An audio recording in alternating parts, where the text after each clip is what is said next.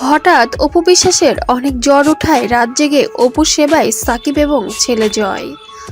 হঠাৎ করে অপু বিশ্বাস সিজন কারণে অসুস্থ হয়ে পড়ে এবং ঠান্ডা জ্বর চলে আসে। বাসায় কোনো লোক না থাকায় ছেলে জয় দিশেহারা হয়ে বাবা সাকিব খানকে ফোন দেয়।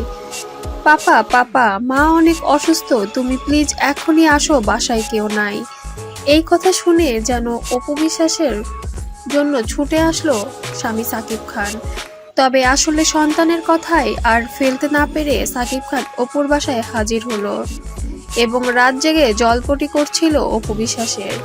ছেলে এবং বাবা মিলে অনেক বেশি সেবা করছিল, কিন্তু তারপরেও যেন অপু বিশ্বাসের শরীরের কোনো উন্নতি না হওয়ায় ভোরবেলা ইউনাইটেড হসপিটালে ভর্তি করা হয়েছে ঢালিউড কুইনকে।